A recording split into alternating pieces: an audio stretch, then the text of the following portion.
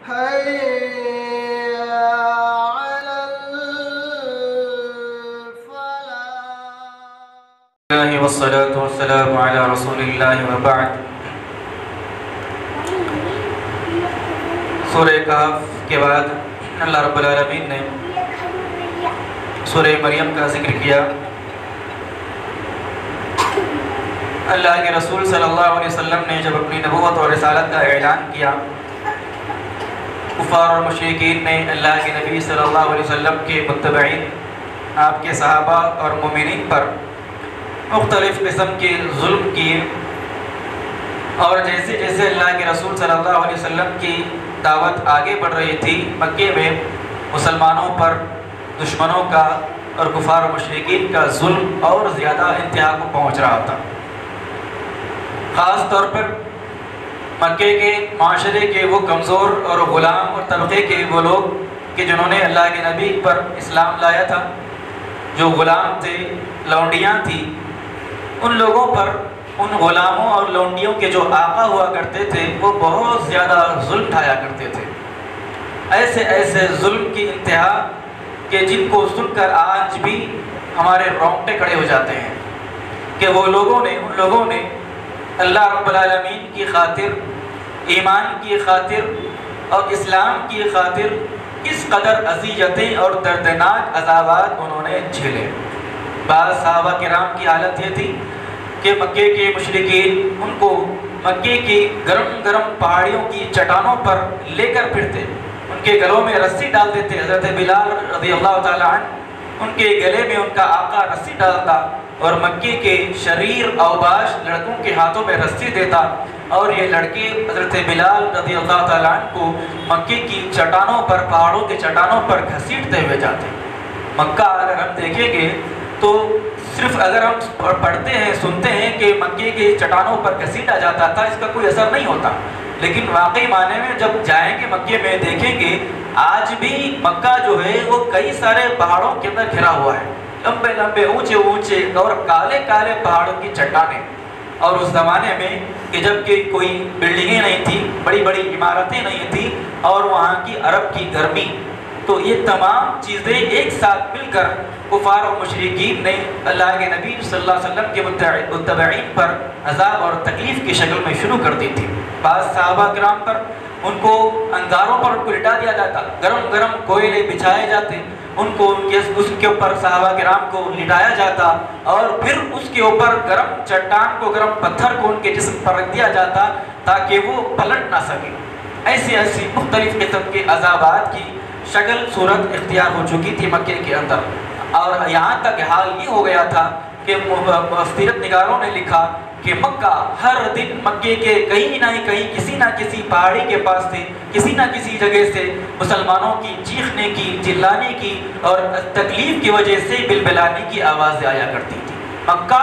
ایک 3rd degree jail خانہ بن چکا تھا اس وقت مسلمانوں کے لیے. ایسے حالات تھے. اللہ رب العالمین نے مسلمانوں پر رحم کیا. اللہ کے رسول صلی اللہ علیہ وسلم کو اللہ رب العالمین نے یہ حکم دیا کہ آپ ایسے کمزور اور مسلمانوں کو حکم دیں کہ وہ مکہ چھوڑ کر حبشہ کی طرف ہجرت کر کے چلے جائیں. حبشہ کے اندر نجاشی جو بادشاہ تھا وہ عیسائی تھا، کرسچن تھا، لیکن اس کے باوجود وہ بڑا انصاف پسند اور عادل بادشاہ تھا. اللہ کے رسول صلی اللہ علیہ وسلم نے اپنے صحابہ کرام کو سن 5 نبوت کے اندر مسلمانوں کو حکم دیا کہ وہ مکہ چھوڑ کر ہجرت کر کے حبشہ کی طرف چلے جائیں. 2 مرتبہ صحابہ کرام نے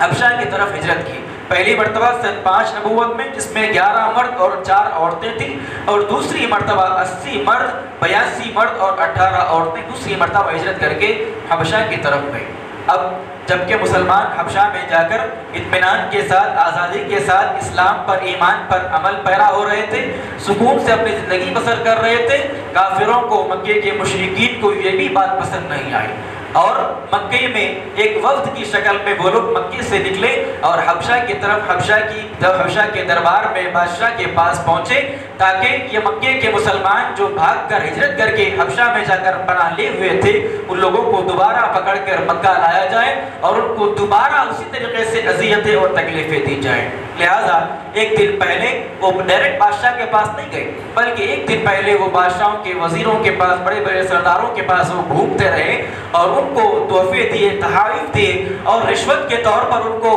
کچھ تحفے عطا کیے، تاکہ کل اگر دربار میں وہ جا کر بادشاہ کے سامنے اپنی بات رکھیں تو یہ وزیر ان کی ہاں میں ہاں ملائیں۔ لہٰذا ایک دن پہلے انہوں نے وزیروں کے پاس جا کر ان کو تحفے دیے، دوسرے دن دربار میں حاضر ہوئے، نجاشی کے دربار میں حاضر ہو کر کہا کہ اے بادشاہ، ہمارے چند غلام اور ہمارے چند لونڈیاں بھاگ کر ہم سے، ہمارے پاس سے، مکے سے بھاگ کر آپ کے ملک میں آ کر رہے ہیں، آپ کے ملک میں آ کر پناہ گزین ہیں، لہٰذا آپ سے درخواست ہے کہ ہمارے ان غلاموں کو ہمارے حوالے کر دیں، ہم ان کو دوبارہ مکہ لے کر جانا چاہتے ہیں۔ بادشاہ جیسا کہ کہا گیا کہ عادل تھا، عادل حکمران تھا، انصاف پسند تھا، ایک طرفہ بات سن کے کسی کی طرف فیصلہ کرنے والا نہیں تھا، لہذا اس نے کہا کہ نہیں، میں ایسے ایک طرف کی بات سن کر تم لوگوں کے حق میں فیصلہ نہیں کروں گا، بلکہ مسلمانوں سے بھی میں ان کو بلاؤں گا، ان سے ان کی بات کو سنوں گا۔ پھر انہوں نے، بادشاہ نے، نجاشی نے مسلمانوں کو بلایا، مسلمانوں کی طرف سے بات کرنے کے لیے حضرت علی رضی اللہ تعالیٰ عنہ کے بڑے بھائی حضرت جعفر تھے، انہوں نے بادشاہ کے سامنے گفتگو کی اور ایک ایسی مؤثر انداز میں گفتگو کی کہ بادشاہ بھی متاثر ہو گیا۔ انہوں نے کہا، بادشاہ نے پوچھا کہ تمہارا کیا معاملہ ہے؟ حضرت جعفر نے کہا کہ بادشاہ، ایمان سے پہلے، اسلام سے پہلے ہماری حالت بڑی بدترین تھی، ہم جاہل تھے، ہم ہر قسم کی برائیوں میں ملوث تھے، ہم چوری کرتے تھے، ہم ڈاکے ڈالتے تھے، ہم زنا کرتے تھے، ہم مسافروں کو لوٹتے تھے، ہم کمزوروں پر ظلم کرتے تھے، ہم اللہ کے ساتھ ہزاروں معبودوں کو شریک کرتے تھے۔ اللہ تعالیٰ نے ہم پر رحم کیا، ہمارے جانب سے ہمارے اندر ایک نبی کو اللہ نے بھیجا، اس نبی نے ہم کو کہا کہ ہم جھوٹ نہ بولیں، ہم اللہ کے ساتھ کسی کو شریک نہ کریں، اس نبی نے ہم کو سکھایا کہ ہم کسی کا حق نہ ماریں، ہم چوری نہ کریں، ہم ڈاکہ نہ ڈالیں، یہ اچھی اچھی باتوں کا ہمارے نبی نے ہم کو حکم دیا۔ لیکن یہ ہماری قوم کے لوگ یہ چاہتے ہیں کہ ہم ان اچھی باتوں کو چھوڑ دیں، ہم دوبارہ ہماری اسی جہالت کی زندگی کے اندر جائیں کہ جس میں ہم پہلے تھے۔ حضرت جعفر کی باتوں کو سن کر نجاشی نے کہا کہ اچھا، اگر تمہاری نبی کی کتاب کا کوئی حصہ اگر تم کو یاد ہے تو ہم کو سناؤ، مجھ کو سناؤ۔ حضرت جعفر رضی اللہ عنہ نے اس موقع پر نجاشی کے سامنے سورہ مریم کی آیتیں تلاوت کی، سورہ مریم کی آیتوں کی حضرت جعفر نے تلاوت کی، اور سارے تاریخ نگاروں نے، سیرت نگاروں نے لکھا کہ جیسے ہی جعفر طیار نے نجاشی کے سامنے اس سورہ مریم کی تلاوت کی، نجاشی اتنا رویا، اتنا متاثر ہوا کہ اس کی داڑھی کے بال بھیگ گئے، تر ہو گئے، اور اس کے دربار میں جتنے سردار اور جتنے وزیر بیٹھے ہوئے تھے ان کی آنکھوں سے بھی آنسو جاری ہو گئے۔ اس کے بعد بادشاہ نے فیصلہ کیا کہ نہیں، میں اپنے پاس آئے ہوئے ان مہمانوں کو، ان لوگوں کو تمہارے حوالے نہیں کروں گا۔ لہٰذا اس طریقے سے مکے کے کافروں کو، مشرکوں کو اور دردناک ذلت کا سامنا نجاشی کے دربار میں کرنا پڑا۔ لہٰذا یہ سورہ مریم ہے کہ جس کے اندر اللہ رب العالمین نے خاص طور پر حضرت عیسیٰ علیہ السلام کے بارے میں ذکر کیا، ان کی پیدائش کا ذکر کیا، ان کے پیدا ہونے کے بعد کے حالات کا ذکر کیا کہ کیسے اللہ رب العالمین نے ایک غیر فطری طریقے سے حضرت عیسیٰ کو پیدا کیا۔ پھر جب حضرت عیسیٰ پیدا ہوئے تو معاشرے کے لوگوں نے حضرت مریم کے بارے میں کیا باتیں کہیں، وہ اللہ رب العالمین نے ذکر کی۔ پھر حضرت عیسیٰ علیہ السلام کے بچپن میں ہی، ماں کی گود میں ہی بات کرنے کا واقعہ اللہ رب العالمین نے ذکر کیا کہ جب معاشرے والوں نے حضرت مریم پر سوال اٹھانے لگے وہ لوگ، تو حضرت اللہ رب العالمین نے حضرت عیسیٰ کو قوت گویائی عطا کی کہ جب حضرت عیسیٰ ابھی بچے تھے، اپنی ماں کا دودھ پی رہے تھے، حضرت عیسیٰ نے لوگوں سے بات کی اور کہا کہ لوگوں، میں اللہ کا بندہ اور اللہ کا رسول ہوں، مجھ کو اللہ رب العالمین نے تمہاری جانب رسول بنا کر بھیجا۔ تو لہٰذا اس معجزے کو اللہ رب العالمین نے قرآن مجید کی اس سورت کے اندر ذکر کیا۔ جیسے ہی یہ سورت شروع ہوتی ہے، اللہ رب العالمین نے حضرت زکریا علیہ السلام کی ایک دعا سے اس سورت کی شروعات کی۔ اللہ نے کہا کہ کاف ہا یا عین صاد ذکر رحمت عبدک عبدہ زکریا اذ نادى ربہ نداء خفیا۔ حضرت زکریا علیہ السلام کے بارے میں اللہ رب العالمین نے ذکر کیا کہ حضرت زکریا نے اللہ رب العالمین سے دعا کی کہ پروردگار، میں بوڑھا ہو چکا ہوں، میری ہڈیاں کمزور ہو چکی ہیں، میرے بال سفید ہو چکے ہیں، میری بیوی بانجھ ہو چکی ہے، اس کے باوجود میں تیری رحمت سے مایوس نہیں ہوں۔ رب العالمین تو مجھ کو ایک اولاد عطا کر، ایک بیٹا عطا کر کہ جو بیٹا حضرت یعقوب علیہ السلام کی میراث، نبوت کی میراث کو آگے لے کر بڑھے۔ حضرت زکریا علیہ السلام کی اس دعا سے ایک بہت عظیم درس اور سبق اللہ رب العالمین نے ایمان والوں کو دیا، وہ یہ کہ اللہ نے کہا کہ دعا مانگنے کے سلسلے میں کبھی اللہ رب العالمین سے مایوسی کا شکار نہیں ہونا۔ دعا مانگنے کے سلسلے میں کبھی اللہ رب العالمین کی ذات سے مایوسی کا شکار نہیں ہونا۔ حضرت زکریا علیہ السلام کے سامنے کئی ساری ممانعات تھی، کئی ساری رکاوٹیں تھیں، بظاہر اولاد کی کوئی گنجائش نہیں تھی۔ خود حضرت زکریا کہہ رہے ہیں کہ رب العالمین میری ہڈیاں کمزور ہو چکی ہیں، بڑھاپا کا عالم ہے، اور میرے بال سفید ہو چکے ہیں، اور میری بیوی بانجھ ہے۔ اتنے ممانعات کے باوجود، اتنی رکاوٹوں کے باوجود رب العالمین میں تیری رحمت سے مایوس نہیں، اس کے باوجود میں تجھ سے دعا کرتا ہوں کہ اللہ تو مجھ کو بیٹا عطا کر، مجھ کو اولاد عطا کر۔ اس سے معلوم یہ ہوا کہ اللہ رب العالمین کی رحمت سے کبھی بھی ہرگز مایوس نہیں ہونا چاہیے، اگرچہ کہ ہماری زندگی کے اندر بظاہر ہم کو نظر آئے کہ آگے کوئی راستہ نہیں، اگرچہ ہم کو نظر آئے کہ آگے کے راستے تمام کے تمام مسدود ہو چکے ہیں، بند ہو چکے ہیں، اس کے باوجود اللہ کی ذات پر توکل، اللہ کی ذات پر ایمان اور بھروسہ کرتے ہوئے اگر اللہ رب العالمین سے دعا کی جائے گی، اللہ نے کہا کہ اس بندے کی دعا کو اللہ قبول کرے گا۔ اس عالم میں، اس حالت میں حضرت زکریا علیہ السلام کو اللہ رب العالمین نے حضرت یحییٰ کے طور پر ایک بیٹا عطا کیا، اور بیٹا عطا نہیں کیا صرف، بلکہ اس بیٹے کو اللہ رب العالمین نے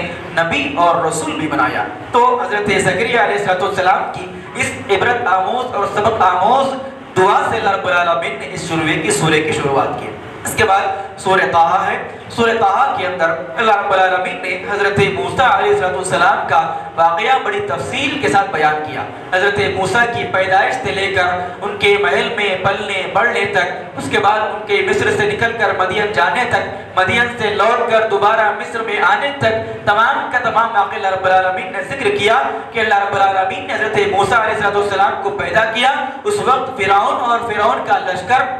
بنی اسرائیل کے بچوں کو ڈھونڈ کر قتل کرتے تھے۔ اللہ رب العالمین نے حضرت موسیٰ علیہ السلام کی حفاظت کی اور ان کی ماں کے دل میں یہ بات ڈالی کہ تم اپنے بچے کو ایک صندوق میں لٹا کر پانی کے اندر چھوڑ دو۔ اللہ رب العالمین کے حکم سے انہوں نے ایسے ہی کیا، اور وہ ٹوکرا جا کر فرعون کے محل کے بازو میں اور کے کنارے پر لگا۔ فرعون کی بیوی نے اس بچے کو اٹھا لیا۔ اللہ رب العالمین نے کہا کہ اللہ رب العالمین نے اس بچے کی حفاظت کی۔ اس کے بعد اس بچے کی پرورش کا، اس کے کھانے پینے کا مسئلہ تھا، اللہ تعالیٰ نے حضرت موسیٰ علیہ کی ماں کو، حضرت موسیٰ علیہ السلام کی ماں کو محل کے اندر حضرت موسیٰ کی تربیت کا انتظام کیا، اور اس طریقے سے انتظام کیا کہ اللہ رب العالمین کا یہ معجزہ ہے۔ بہرحال حضرت موسیٰ علیہ السلام فرعون کے دربار میں رہے، پلے بڑے، جوان ہوئے، اور ایک مرتبہ معلوم ہوا کہ ایک بنی اسرائیل کا ایک شخص حضرت موسیٰ علیہ السلام سے ایک مدد طلب کر رہا ہے۔ ایک قبطی تھا،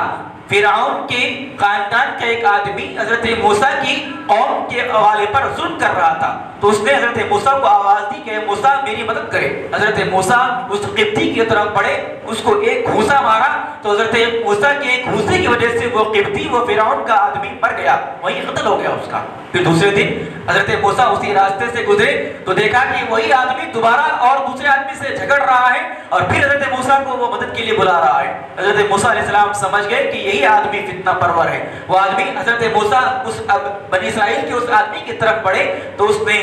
اونچی آواز میں یہ بول دیا، یہ کہہ دیا کہ موسیٰ کیا تم ویسے ہی مجھ کو قتل کرنے والے ہو کہ جیسے کہ کل تم نے قبطی کا قتل کیا تھا۔ اس کے بعد جب مصر کے اندر یہ بات معلوم ہوئی کہ اس قبطی کا قتل کرنے والے حضرت موسیٰ علیہ السلام تھے، تو فرعون کی جو پولیس تھی حضرت موسیٰ کے پیچھے پڑ گئی، ان کو ڈھونڈنے لگی۔ ایک اللہ والے نے حضرت موسیٰ علیہ السلام کو اس بات سے آگاہ کیا۔ حضرت موسیٰ نے اللہ رب العالمین کے حکم سے مصر کو چھوڑا اور مدین کی طرف روانہ ہو گئے۔ مدین گئے، مدین کے اندر بھی اللہ حضرت موسیٰ علیہ السلام کی ایک بڑی بڑا ایک عبرتناک واقعہ ہے کہ انہوں نے جب مدین وہاں پہنچے تو کسی بھی قسم کا وہاں پر ان کو سہارا نہیں تھا، کوئی ان کو پہچاننے والا نہیں تھا، نئی جگہ تھی، نئے لوگ تھے، کوئی ان کو پہچاننے والا نہیں تھا۔ اللہ رب العالمین نے ان کو دعا سکھلائی، انہوں نے دعا کی کہ رب العالمین جو کچھ تو مجھ کو یہاں پر مجھ کو دے گا میں اس کا محتاج ہوں۔ اللہ رب العالمین نے اس دعا کے بدلے میں حضرت شعیب علیہ السلام کی بیٹی سے ان کا نکاح کیا۔ حضرت شعیب علیہ السلام کے پاس 10 سال حضرت موسیٰ رہے، اس کے بعد لوٹ کر اپنی بیوی کو لے کر جب دوبارہ مصر کی طرف لوٹ رہے تھے تو وادی مقدس، وادی دعا میں اللہ رب العالمین نے حضرت موسیٰ علیہ السلام کو نبوت اور رسالت سے سرفراز کیا۔ اس کے بعد وہیں حضرت موسیٰ علیہ السلام کو اللہ رب العالمین نے معجزے دیے، ایک عصا اور لاٹھی کا معجزہ کہ جو ایسا تھا کہ جب زمین پر اس کو پٹک دیا جاتا، ڈال دیا جاتا تو وہ عصا بڑے اژدہے کی شکل اختیار کرتا تھا۔ پھر اللہ نے کہا کہ اپنے ہاتھ کو آپ اپنے گریبان میں ڈالیے اور جب نکالیں تو حضرت موسیٰ علیہ السلام کا ہاتھ بڑا چمکدار اور بڑا نور والا ہو جایا کرتا تھا۔ ان دونوں معجزات کو اللہ رب العالمین نے حضرت موسیٰ کو دیا اور حکم دیا کہ آپ فرعون کے پاس جائیے۔ حضرت موسیٰ نے اللہ سے دعا کی کہ رب العالمین میری زبان کے اندر لکنت ہے، میری زبان کے اندر تھرتھراہٹ ہے، لہٰذا میرے بھائی ہارون کو بھی تو میری نبوت اور رسالت کے اندر میرا مددگار اور معاون بنا دے۔ اللہ تعالیٰ نے حضرت موسیٰ کی دعا کے مطابق حضرت ہارون کو بھی اللہ کے رسول حضرت موسیٰ کے ساتھ بھیج دیا۔ اور مفسرین نے لکھا کہ حضرت موسیٰ نے اپنے بھائی کے لیے جو نبوت اور رسالت کا سوال کیا، یہ دنیا کے اندر ایک بھائی کا دوسرے بھائی پر سب سے بڑا احسان ہے۔ اس احسان سے بڑھ کے کوئی بھائی نے اپنے بھائی کے لیے دنیا میں کوئی اور بڑا احسان نہیں کیا۔ نبوت اور رسالت کا طلب کرنا اور نبوت اور رسالت کو اپنے بھائی کے لیے مانگنا، نبوت اور رسالت کا یہ جو بڑا مقام اور مرتبہ ہے، اس مقام اور مرتبے کو اپنے بھائی کے لیے حضرت موسیٰ نے مانگا۔ لہٰذا ان دونوں کو اللہ رب العالمین نے نبی بنایا اور فرعون کی طرف بھیجا، اور فرعون کی طرف بھیجتے ہوئے اللہ نے کہا کہ فرعون کی طرف جاؤ، اور جو فرعون دنیا میں زندگی میں اپنی زمین پر سرکشی کر رہا ہے، اپنے خدائی کا اعلان کر رہا ہے، لوگوں کو اپنی عبادت کی طرف بلا رہا ہے، اس کو جاؤ، اس کو سمجھاؤ، اس کو بولو کہ تمہارا ہمارا تمام انسانوں کا، تمام کائنات کا جو خالق اور مالک ہے اللہ رب العالمین ہے، اور اس کو یہ سمجھاؤ کہ زمین پر سرکشی نہ کرے، اس کو یہ سمجھاؤ کہ اپنی خدائی کا دعویٰ نہ کرے، اور اس کو سمجھاؤ کہ اس نے بنی اسرائیل کو جو اپنا غلام بنا کر رکھا ہے، بنی اسرائیل کو آزاد کر دے۔ لہٰذا اللہ رب العالمین سے حضرت موسیٰ نے دعا کی کہ رب العالمین رب اشرح لی صدری ویسر لی امری واحلل عقدۃ من لسانی ویفقهوا قولی۔ حضرت موسیٰ علیہ السلام اس دعا سے پہلے اللہ رب العالمین سے کہہ رہے تھے کہ رب العالمین میری زبان میں لکنت ہے، میری زبان میں تھرتھراہٹ ہے۔ اس کے بعد جیسے ہی یہ دعا پڑھی اللہ رب العالمین نے اس دعا کے بدلے میں حضرت موسیٰ علیہ السلام کی زبان پر ایسے کلمات اور ایسے بیان جاری کر دیا کہ حضرت موسیٰ نے وقت کے سب سے ظالم اور جابر حکمران فرعون کے دربار میں کھڑے ہو کر اللہ رب العالمین کی حقانیت کا اعلان کیا۔ نہ صرف اعلان کیا بلکہ اس کی آنکھوں میں آنکھیں ڈال کر اللہ رب العالمین کا تعارف پیش کیا، اور اس کے باطل ہونے کی دلائل اللہ رب العالمین کی اس کے سامنے، فرعون کے سامنے پیش کیے۔ حضرت موسیٰ علیہ السلام کے اس تمام کے تمام واقعے کو تفصیل کے ساتھ اللہ رب العالمین نے اس سورہ طٰہٰ کے اندر ذکر کیا۔ اس کے بعد اسی سورہ کی اختتام پر اللہ رب العالمین نے اللہ رب العالمین سے اللہ کی نصیحت اور اللہ رب العالمین کی اطاعت سے منہ موڑنے والے کا انجام اللہ نے بیان کیا کہ وہ لوگ جو اللہ رب العالمین کے احکامات سے منہ موڑتے ہیں، وہ لوگ جو اللہ کے رسول کی سنتوں سے منہ موڑتے ہیں، باوجود اس کے کہ ان کو بتا دیا جائے کہ یہ اللہ کی سنت ہے، یہ اللہ کے رسول صلی اللہ علیہ وسلم کا یہ طریقہ ہے، ان واضح راستوں کے باوجود جو آدمی سرکشی کے طور پر اللہ کے نبی کے احکام کو نہیں مانتا، اللہ کے نبی کے طریقے سے اعراض کرتا ہے، اللہ رب العالمین نے ان کے لیے بیان کیا، کہا کہ وَمَنْ أَعْرَضَ عَنْ ذِكْرِي فَإِنَّ لَهُ مَعِيشَةً ضَنكًا وَنَحْشُرُهُ يَوْمَ الْقِيَامَةِ أَعْمَى قَالَ رَبِّ لِمَ حَشَرْتَنِي أَعْمَى وَكُنْتُ بَصِيرًا۔ اللہ رب العالمین نے کہا کہ جو ہمارے ذکر سے اعراض کرتے ہیں قیامت کے روز ان کو دنیا کے اندر اللہ رب العالمین ان کی معیشت کو، ان کی اکنامی کو کمزور کرے گا اور مختصر کرے گا، ان کو پیسوں کے لیے، مال کے لیے، دولت کے لیے تڑپائے گا کہ جو اللہ اور اللہ کے رسول صلی اللہ علیہ وسلم کے راستے سے معلوم ہونے کے بعد باوجود سرکشی کرتے ہیں۔ پھر اللہ نے قیامت میں ان کا حال بیان کیا کہ قیامت کے دن اللہ تعالیٰ ان کو نابینا اور اندھا اٹھائے گا۔ وہ لوگ جب اٹھیں گے اندھے تو کہیں گے رب العالمین ہم تو دنیا میں دیکھنے والے تھے، ہماری دنیا کے اندر آنکھیں تھی، پھر تو نے ہم کو قیامت کے دن اس دن اندھا کیوں اٹھایا؟ اللہ رب العالمین کہے گا کہ دنیا میں اللہ کی آیتیں، اللہ کی نشانیاں، اللہ کا ذکر تمہارے سامنے کھول کھول کر بیان کیا جاتا تھا، پڑھایا جاتا تھا، بتایا جاتا تھا،